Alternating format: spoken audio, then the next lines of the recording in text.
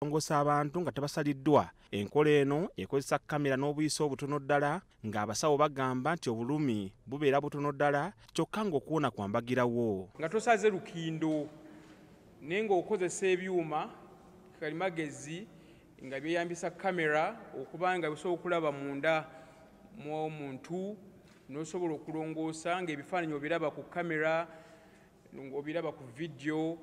Lireese akulira ekitongole ekirongoosa abantu mu ddwaliro ly'e Mengo agamba nti enkola eno ekola ku ndwadde z'abakyala ebitundu 98 ku buli 100. Endwadde zonna ezisinga ez'abakyala 98 ku 100 zonna zisobola okulongoosebwa naddala nga zikwatiddwa mangu nga tofunye lukindo.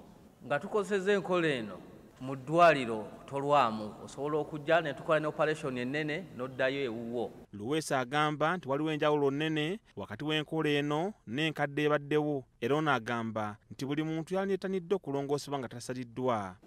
Mu nkola eno ey'olukindo ogenda kumala mu ddwaliro nnaku 5 ku 7 naye ate eri ogenda kumalamu oba lunaku lumu ekinene ennyo.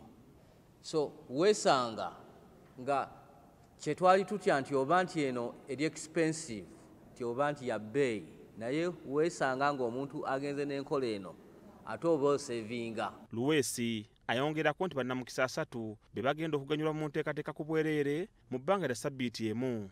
Richard Ndiwalana omusawo omukugu mu ndwadde z'abakyala agamba nti enkola eno ebaddewo kyokka nga ya bbeeyi buwanana nga Mengo egirese ku bbeeyi esoboka eri buli muntu. Waliwo endwadde abantu betujjanjaba lunaku infection naye nga si infection ogenda okutuuka munda nga waliyo ekintu kirala nnyo naye kamera zino zituyambye titulaba ebintu bino ne tusobola obyekebejja ne tubijjanjaba bulungi. Abakyala abanoonya abaana abafunye obuzibu nga tebazaala twesanze nga waliwo ebintu ebisobola okujjanjabibwa naye nga bulijjo tetusobola kulabayo. Anet Kugonza amyuka akulira eddwaliro lino agamba nti basazeewo okuddiza abakyala nga babalongoosa ku bwereere mu mwezi gw'abakyala gwe tulimu. Tumanyi nti guno mwezi gw'abakyala. Recently tubadde tucelebratinga nga tweyagala olunaku lw'abakyala era lwo luli special nnyo kati naffe nga Mengo Hospital tugambye nti ebiseera bino katukozesa akakisa kano era nga